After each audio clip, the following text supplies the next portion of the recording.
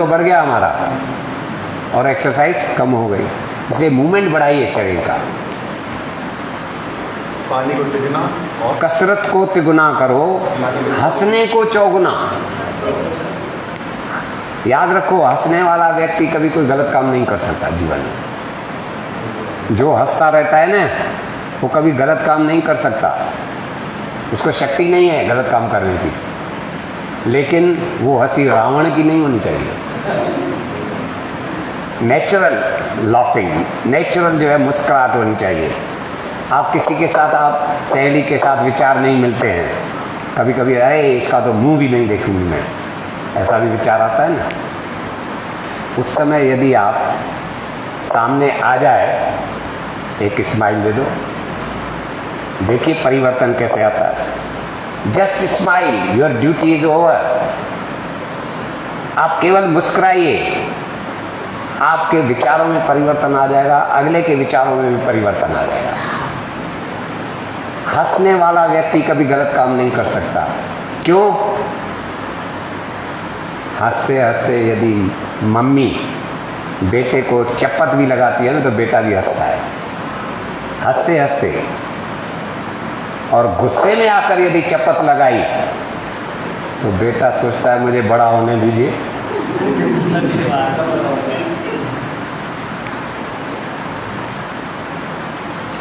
हंसते हंसते कैसे कोई गलत काम नहीं करता? क्योंकि गलत काम करने के लिए किसी का मर्डर करना है, पहले शराब पीनी पड़ती है, फिर सिगरेट फूकनी पड़ती है, फिर पिस्टल चलती है। ऐसा ही होता है। और हंसते हंसते कोई मर्डर करके तो दिखाए, हिम्मत ही नहीं होगी। इसे हंसने को चौगुना कीजिए और प्रार्थना को 5 गुना। जब भी जीवन में कोई ऐसी समस्या है जिसका कोई हल नजर नहीं आए, भगवान पर छोड़ दो, आपका हल निकल आएगा। बीमारी जो है, बीमार पड़ जाएं तो क्या करें? बीमारी 3 प्रकार की है। एक है तीव्र रोग, दूसरा है जीर्ण रोग, तीसरा है घातक रोग। तीव्र रोग माने जो अचानक बीमारी आ जाए, जैसे जुकाम, खांसी, उल्टी, दस्त, फोड़ा, फुंसी, बुखार, बॉडी पेन या चर्म रोग। ये जितने भी हैं अचानक रोग आ जाते हैं। अचानक हृदय रोग नहीं होता, अचानक ब्लड प्रेशर नहीं होता, अचानक डायबिटीज नहीं होती। किसी भी बीमारी का प्रथम स्वरूप जो है जुकाम, खांसी, उल्टी, दस्त, फोड़ा, फुंसी, बुखार, बॉडी पेन या शरीर के में जलन, ये सभी इसको बोलते हैं एक्यूट डिजीज, यानी तीव्र रोग। और तीव्र रोग ये रोग नहीं है, ध्यान रखिएगा। ये तीव्र रोग, इसमें एक कॉमन फैक्टर है। कौन सा कॉमन फैक्टर है? जुकाम में क्या होता है? नाक बहती है। खांसी में क्या होता है?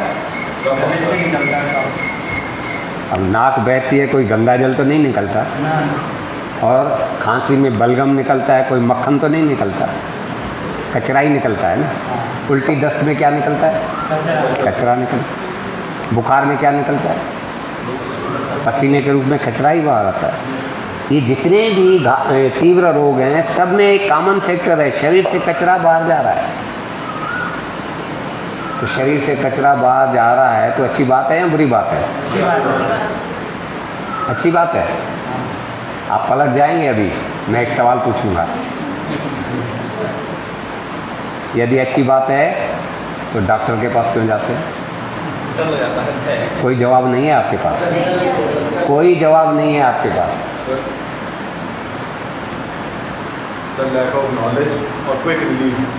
May be. तो एक्चुअली क्या है कि कचरा शरीर से बाहर क्यों जाता है, कभी विचार किया? इसलिए ज़्यादा जाता है क्योंकि हम खूब खाते हैं, तो कचरा भी खूब बनेगा और हमारा शरीर 4 रास्तों से कचरे को बाहर फेंकता रहता है। लेकिन कचरा इनपुट ज़्यादा है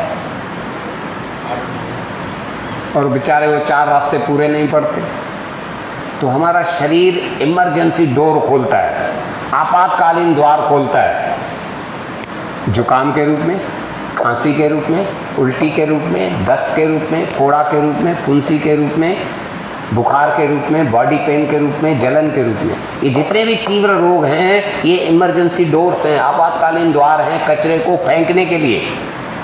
लेकिन हमको गलतीवश जो है रोग समझ लेते हैं। ये हमारे रोग नहीं हैं, ये मित्र रोग हैं, ऐसा कह सकते हैं। They are our friends. ये हमको ठीक करने के लिए आए और इनकी उम्र होती है 72 घंटे। जितने भी तीव्र रोग हैं इनकी उम्र कितनी होती है? 72 घंटे, यानी 3 दिन। 3 दिन यदि आप कुछ न करो, क्या करो वो बाद में बताऊंगा। 3 दिन कुछ न करो तो ये जितने भी मित्र रोग हैं हमारे शरीर को साफ करके निकल जाएंगे। 3 दिन के बाद भी यदि रोग बना रहता है, तीव्र रोग, तो फिर डॉक्टर को दिखा सकते। ऐसा नहीं कि जान जाए तो जाए, गोली अंदर नहीं जाए। लाइफ इज सुप्रीम, जीवन सर्वोपरि है। एक गोली खाने से यदि शरीर बच जाता है तो वो गोली जरूर खानी चाहिए। और ये तीव्र रोग, और दूसरा मैंने बताया जीर्ण रोग, यानी ब्लड प्रेशर है, हार्ट का है प्रॉब्लम, बवासीर है, ये डायबिटीज है, जितने भी हैं ये सब जीर्ण रोग हैं। और तीसरा है घातक रोग, टीबी है, कैंसर है, HIV है, ये घातक रोग है। मैंने बताया ये प्रथम अवस्था क्या है? तीव्र रोग। ये कैसे जो है पुराने रोग में बदलती है, कैसे घातक रोग बनता है, एक उदाहरण बताता हूँ। जुकाम हो गया, हम क्या करते हैं बताइए? जुकाम में क्या करते हैं? दवाई खाते, डॉक्टर के पास जाते हैं, डॉक्टर को बोलते हैं डॉक्टर साहब ये जुकाम हो गया, पानी बह रहा है। डॉक्टर तो बोलेगा अभी बंद कर दे, तो कोई ऐसी टैबलेट दे देगा, आपका नाक बहनी बंद हो जाएगी, आप बड़े खुश हो जाएंगे। डॉक्टर को थैंक यू बोलेंगे, जेब भी ढीला करेंगे। मेरा एक सवाल है यहाँ पर, और नाक से जो पानी बह रहा था वो कहाँ गया? कचरा था ना, वो कहाँ चला गया? अंदर ही सूख गया, अंदर ही रुक गया। वो दवाई ने उसको दबा दिया, जो पानी बह रहा था कचरे के रूप में दबा दिया। कुछ दिनों के बाद आपको खांसी हो जाएगी। वो पानी जो है बलगम के रूप में आ गया। आप क्या करेंगे? फिर डॉक्टर के पास जाएंगे, डॉक्टर साहब आपने पिछली बार तो बढ़िया दवाई दी थी, मेरी नाक बहनी बंद हो गई थी, लेकिन ये नई बीमारी आ गई है, खांसी हो गई है। डॉक्टर बोलेगा इसको भी बंद कर देते, कोई ऐसा कैप्सूल दे देगा, कोई सिरप दे देगा, आपकी बलगम जो है, खांसी जो है ख़त्म हो जाएगी। आप फिर खुश होंगे, डॉक्टर को फिर थैंक यू बोलेंगे, जेब भी ढीली करेंगे। लेकिन फिर मेरा यहाँ सवाल है, वो बलगम कहाँ चला गया? सूख गया, उस दवाई ने उसको सुखा डाला, दबा दिया उसको।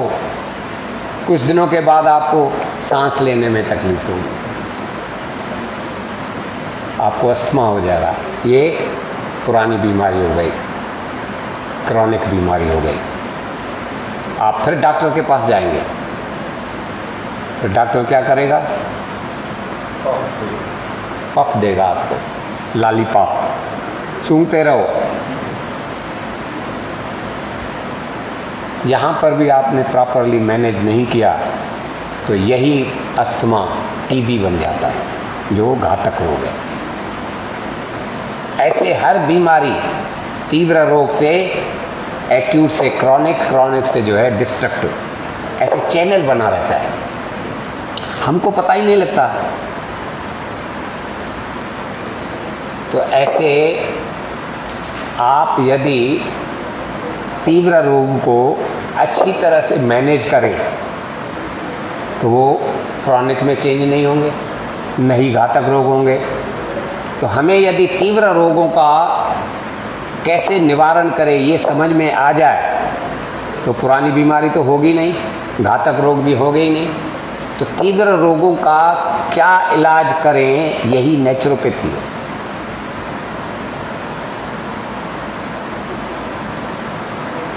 तीव्र रोगों का कैसे इलाज करें, इसके जो है 4 रास्ते हैं। There are 4 tier package for acute disease to manage acute disease. 4 tier package यानी 4 बातें आप समझ जाएं तो आपको तीव्र रोग को मैनेज करने में कोई दिक्कत नहीं आएगी। पहली बात, कचरे की मशीन को बंद कर दो, अर्थात क्या करना है, उपवास करो, fasting. Fasting is the fastest remedy. उपवास सबसे तीव्र उपचार है। यदि आप जल्दी ठीक होना चाहते हैं तो उपवास करिए, जल्दी ठीक हो जाएंगे। क्योंकि हर बीमारी खाने से ही होती है, खाना ही नहीं होगा तो बीमारी भाग जाएगी। उपवास कीजिए। हम उपवास कराते हैं।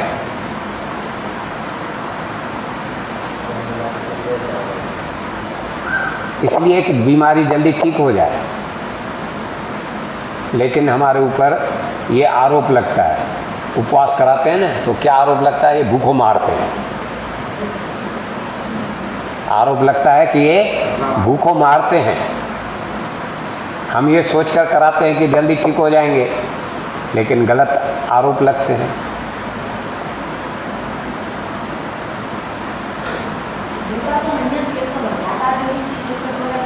नहीं, उपवास में कुछ भी नहीं खाया जाता है, कुछ भी नहीं, केवल पानी पर उपवास।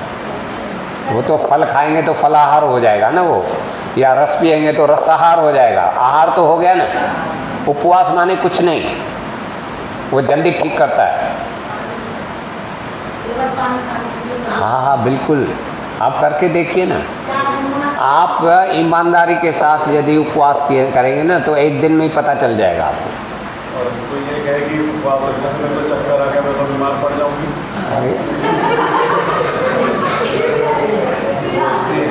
मैंने एक दिन फास्ट कर लो, कहती नहीं बीमार, घर का काम कौन करेगा, मैं बीमार पड़ जाऊंगी, चक्कर आ जाएगी, मैं गिर जाऊंगी। नवरात्रि रखती हैं आप?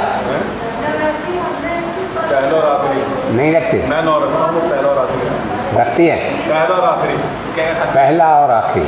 तो पहले दिन कितने चक्कर आते हैं?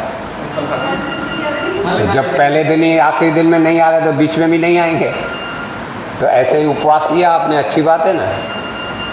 चक्कर नहीं आते बेटा, ऐसी कोई बात नहीं है। ये हमारा जो है एक्चुअली क्या है, पूर्णमासी आती है। हमारा क्या है एक्चुअली, हम उपवास कराते हैं जल्दी ठीक करने के लिए, लेकिन लोग बाग जो है आरोप लगाते हैं कि ये भूखों मारते हैं।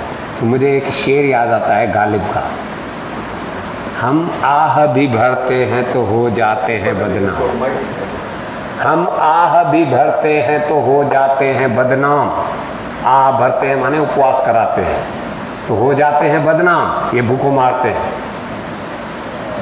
हम आह भी भरते हैं तो हो जाते हैं बदनाम, वो कत्ल भी कर डाले तो चर्चा ही नहीं होती। उनको लाइसेंस मिला हुआ है ना मारने का। हाँ बोलिए बेटा। एक क्वेश्चन है कि एक बहुत फेमस टेक्निक है इंटरमिटेंट फास्टिंग। हाँ। इसमें 8 घंटे से हाँ 16 घंटे। अच्छी बात है। आजकल मैं वही करता हूँ, 16 घंटे कुछ नहीं खाता। 16 घंटे में रसाहार भी नहीं। नहीं, कुछ भी मत लीजिए। आज मैंने कल शाम को 7 बजे खाया, अभी तक कुछ नहीं खाया। कितने घंटे हो गए? 16 घंटे हो गए। अभी नंदू भाई बोल रहे थे आप नाश्ता करके, मैंने नहीं, अभी तो लेक्चर के बाद ही हम खाएं। सर 16 घंटे तो रेगुलर ही हो गए ना, तो रोज ही करना पड़ता है वो। 7 बजे हाँ, अच्छी बात है, अच्छी बात है, अच्छी बात है। तो उपवास जो है, कैसा उपवास होना चाहिए? ऐसा नहीं कि उपवास में चाय दूध तो चलता है, मावे की मिठाई भी चलेगी, सिंगाड़े की आटे की रोटी भी चलेगी, साबूदाने की खिचड़ी भी चलेगी, हल्दीराम का नमकीन क्या होता है, उसके गुड्डू के नहीं एक पकौड़े और कुट्टू के हाँ हाँ हाँ, मखाने की खीर और उबले आलू। पता नहीं कितनी सारी चीज़ें उपवास के नाम पर हम जमा करते हैं। 17 चीज़ें उपवास के नाम पर जमा करते हैं और फिर भी बड़े दुखी मन से बोलते आज तो मैं उपवास में हूँ। अरे भाई मेरे, इतना क्यों दुखी हो रहे हो?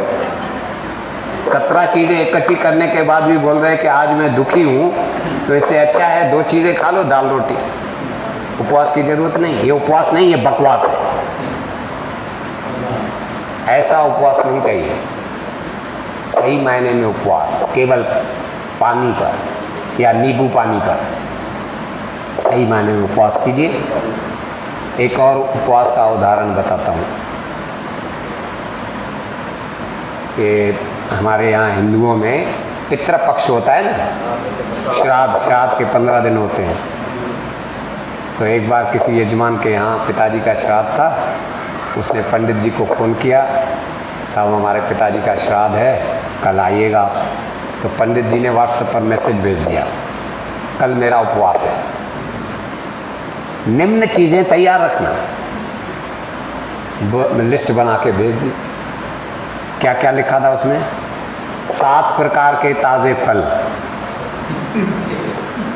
4 प्रकार के सूखे मेवे, 3 प्रकार की मावे की मिठाई, और चप्पल तो आप देते हैं, वस्त्र भी देते हैं, छाता भी देते हैं, नगद भी चलेगा। पूरी लिस्ट बना के व्हाट्सएप पर मैसेज कर दिया। अब हम हिंदू जो पंडित जी बोलते हैं वो करना पड़ता है। वो बेचारे यजमान ने वो सब चीज़ें तैयार करके थाल में रख दिया। दूसरे दिन पहुँचे पंडित जी, मेरे जैसा सिर फिरा भी पहुँच गया है वहाँ पर। पंडित जी को नमस्कार किया। पंडित जी मैंने सुना है आज आपका उपवास है। हाँ बच्चा, मेरा उपवास है, आपको क्या तकलीफ़ है? मैंने कहा मुझे कोई तकलीफ़ नहीं है, मैं तो केवल ये जानना चाहता हूँ कि शास्त्रों में उपवास में क्या लिखा है। भाई कितनी भोजन सामग्री खानी चाहिए, कुछ लिखा होगा ना? हाँ हाँ बच्चा लिखा है। आप ये भी नहीं जानते? नहीं जानता महाशय जी, कृपया बताइए। अरे शास्त्रों में स्पष्ट लिखा है कि कितनी भोजन सामग्री खानी चाहिए। महाराज बताइए ना कितनी भोजन सामग्री खानी चाहिए। अरे बच्चा, उसमें यह लिखा है कि तुलसी के पत्ते के ऊपर जितनी भोजन सामग्री आए उपवास में उतना ही खाना चाहिए, तुलसी के पत्ते के ऊपर। तो मैंने कहा ये इतना बड़ा ताल, अरे मूर्ख हो तुम, तुलसी का पत्ता है। थाल को ऊपर उठाओ, देखो मैंने तुलसी का पत्ता नीचे रखा है कि नहीं रखा है। तो ऐसा उपवास नहीं चाहिए, सही मायने में उपवास चाहिए। वो आप करके देखिए, बहुत जल्दी ठीक हो जाएंगे। तो 4 बातें करनी है उपवास। दूसरा एनीमा। नहीं सर, वो आपने 4 रास्ते होता है, कचरे की मशीन को बंद करें। हाँ कचरे की मशीन को बंद करें पहले। हाँ, ये उपवास हो गया ना, कचरे की मशीन माने उपवास हो गया। हाँ, दूसरा जो है एनीमा। आपने एनीमा का अनुभव किया होगा, अभी कर लिया ना। एनीमा जो है एक सफाई कर्मचारी है, समझो, ठोस के रूप में कचरे को बाहर फेंकने में मदद करता है। जैसे झाड़ू लगाते हैं ना अपन घर में, ऐसे ही शरीर में झाड़ू लगता है एनीमा देने से।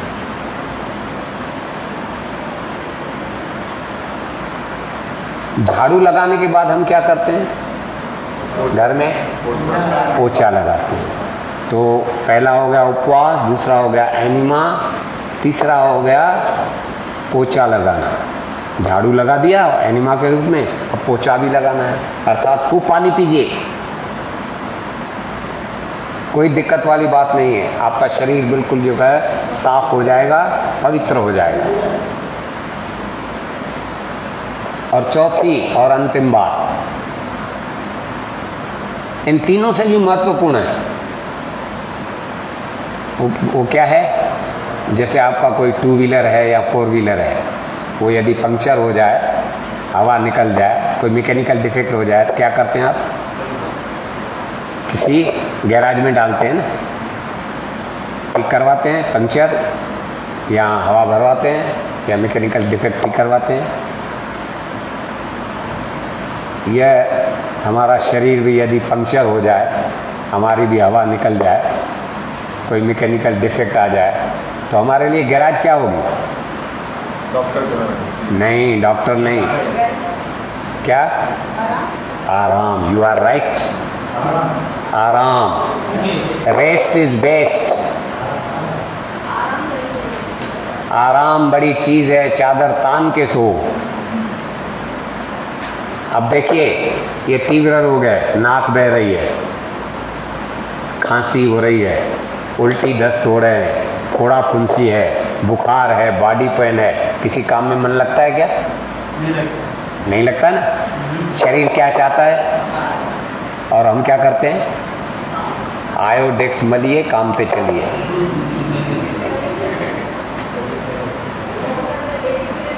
बुखार हो गया तो केरोसिन ले लेते हैं। ये क्या है? जबरदस्ती चलाना है शरीर को।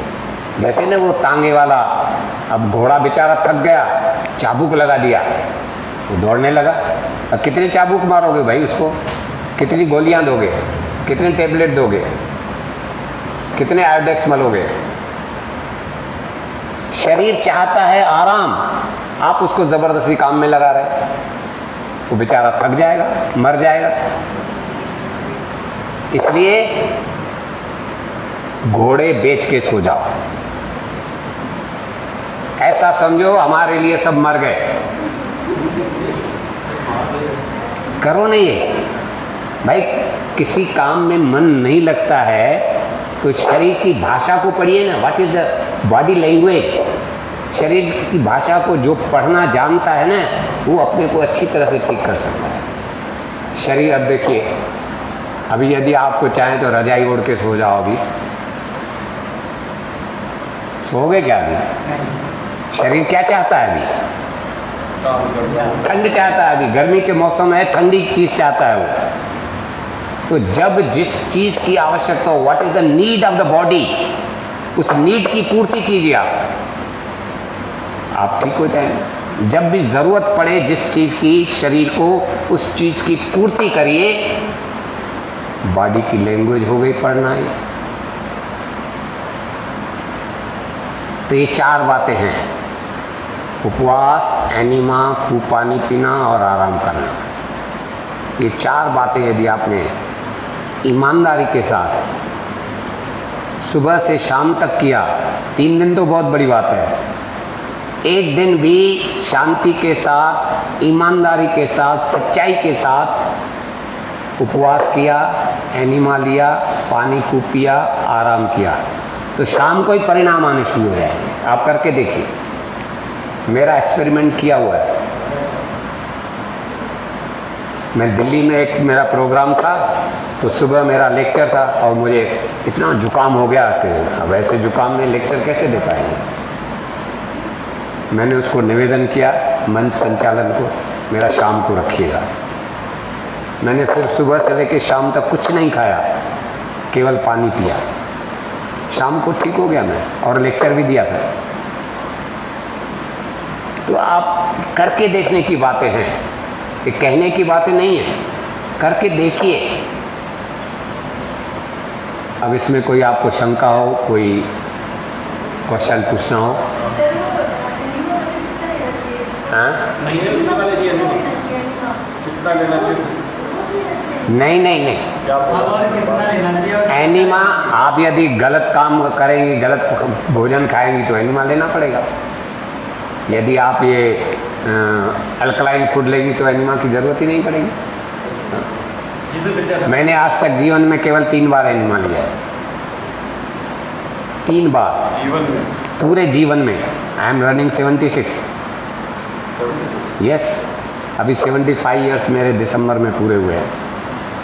76 साल चल रहा है। 3 बार एनिमा ली है, वो भी 2 बार तो ट्रेनिंग में गया था गोरखपुर में और इंदौर में, तो वहाँ डॉक्टर साहब ने कहा सब ट्रीटमेंट लेना ज़रूरी है, एनिमा भी लेना पड़ेगा। मुझे कोई तकलीफ नहीं थी। और 1 बार मैंने अपने वहाँ सेंटर जो हमारा है भोपाल में, 90 में शुरू हुआ था, आज 22 से 32 साल हो गए। 1 बार केवल एनिमा, वो भी शौकिया ही। ज़रूरत ही नहीं पड़ती। आप भोजन ऐसा करो, एनिमा की ज़रूरत ही नहीं। एनिमा का गुलाम नहीं बनना चाहिए, एनिमा को गुलाम बनाना चाहिए। जब ज़रूरत हो उसका फ़ायदा लीजिए आप। कितना और क्या लेना? हाँ, कितना और क्या लेना चाहिए?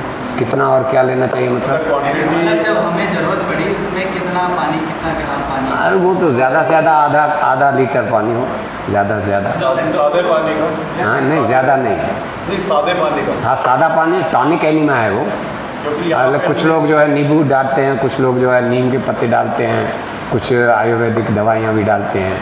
तो मैं तो समझता हूँ टॉनिक एनिमा लेना है ठंडे पानी की, वही बेस्ट है। लेकिन यदि किसी रोग विशेष में कोई और डाल के लेते हैं तो कोई बुराई नहीं है।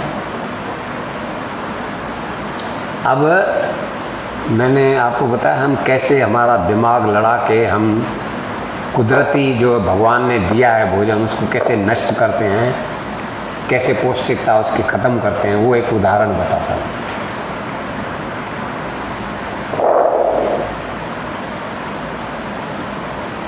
ये चीनी जो है, चीनी शक्कर, इसका प्रथम रूप क्या है? गन्ना। पहले ज़माने में हम गन्ना कैसे खाते थे? दांतों से छीलकर और चबाते थे। सबसे अच्छा तरीका है, बहुत बढ़िया है। लेकिन हमने ये दिमाग लड़ाया, कौन छीले? चाकू से छीलना शुरू कर दिया और गंढेरी बनाई और वो चबाने लगे। अच्छी बात है, लेकिन पहले वाला जो तरीका था उससे अच्छी बात नहीं है ये। जैसे जैसे हमने दिमाग लड़ाते जाते हैं ना, वो उसकी पौष्टिकता खत्म होती जाती है। यहाँ पर हम रुके नहीं। कौन जो है भाई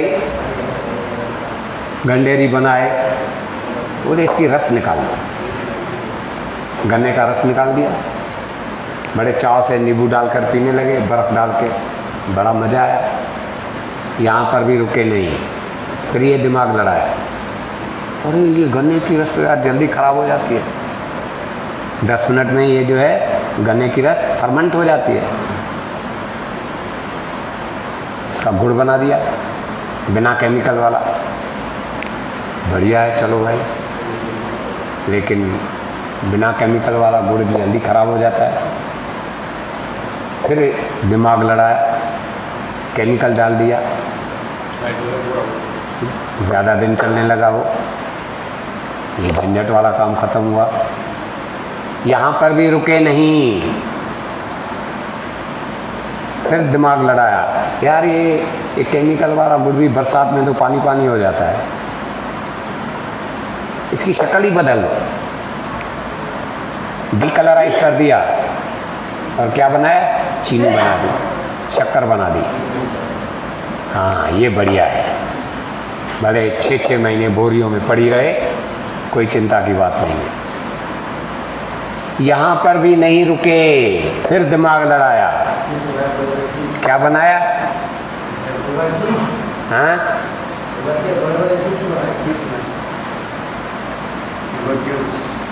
नहीं, सैक्रीन, सैक्रीन बनाई। सैक्रीन कितनी मीठी होती है मालूम है? शक्कर का 50 ग्राम डालो और इसका 1 ग्राम डालो, उतनी मीठी होती है। तो ये जैसे जैसे हम दिमाग लड़ाते हैं ना, वैसे वैसे उस खाद्य वस्तु की पौष्टिकता कम होती जाती है।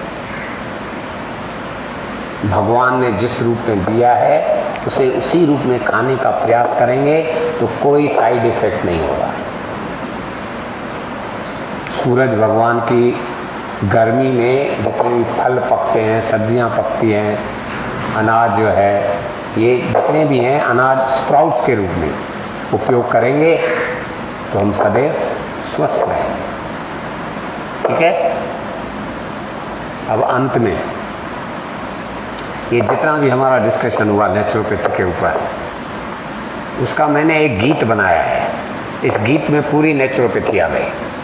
बहुत अच्छा गीत है, भजन के रूप में है, आप मेरे साथ गा सकते हैं। ठीक है, दोहराइएगा मेरे साथ। नेचुरोपैथी अपना कर जीवन उज्जवल करना, नेचुरोपैथी अपना कर जीवन उज्जवल करना। जब रोग कोई आवे तत्काल भगा देना, जब रोग कोई आवे तत्काल भगा दे। नेचुरोपैथी अपना कर जीवन उज्जवल करना, नेचुरोपैथी अपना कर जीवन उज्जवल करना। जब रोग कोई आवे तत्काल भगा देना, जब रोग कोई आवे तत्काल भगा देना। नेचुरोपैथी में 5 तत्वों से इलाज होता है। कौन से तत्व हैं? आकाश अग्नि समी, मिट्टी पानी से बना शरीर। आकाश अग्नि समी, मिट्टी पानी से बना शरीर। होगा विलीन एक दिन, चाहे अमीर हो या गरीब। होगा विलीन एक दिन, चाहे गरीब हो या अमीर। एनीमा की मदद लेकर उपवास करा देना, एनीमा की मदद लेकर उपवास करा देना।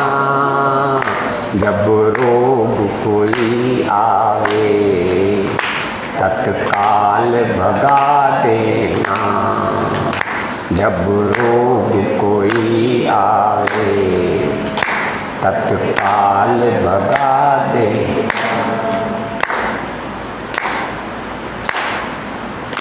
उपवास जब हो पूरा रसाहार करा देना, उपवास जब हो पूरा रसाहार करा देना।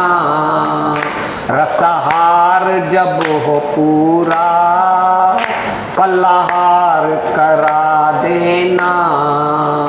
रसाहार जब हो पूरा फलाहार करा देना। धीरे धीरे शरीर से कचरे को हटा देना, धीरे धीरे शरीर से कचरे को हटा देना। जब रोग कोई आवे तत्काल भगा देना, जब रोग कोई आवे तत्काल भगा देना। अंत में ये तो शरीर की बीमारियां हो गई, मानसिक बीमारी के लिए क्या? जैसा जो खाएगा अन्न वैसा ही बनेगा मन, जैसा जो खाएगा अन्न वैसा ही बनेगा मन। जैसा जो पिए पानी वैसी ही बने वाणी, जैसा जो पिए पानी वैसी ही बने वाणी। काम क्रोध लोभ और मोह अहंकार मिटा देना, काम क्रोध लोभ और मोह अहंकार मिटा देना। जब रोग कोई आवे तत्काल भगा देना, जब रोग कोई आवे तत्काल भगा देना। नेचुरोपैथी अपना कर जीवन उज्जवल करना, जब रोग कोई आवे तत्काल भगा देना, जब रोग कोई आवे तत्काल भगा देना। दी एंड से पहले, दी एंड से पहले 2 लाइन। सितारों को आंखों में महफूज रखो, सितारों को माने दृष्टि को, आंखों में महफूज माने सिक्योर, सुरक्षित रखो। सितारों को आंखों में महफूज रखो, बड़ी दूर तक रात ही रात होगी। अकेले तुम हो, अकेले हम हैं, फिर इसी ट्रैक पर मुलाकात हो।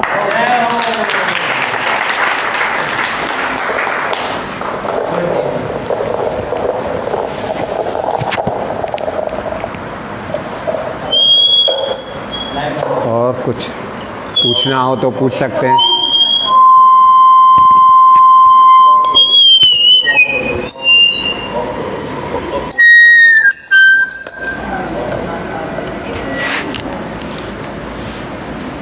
कोई क्वेश्चन वगैरह हो तो पूछ सकते हैं।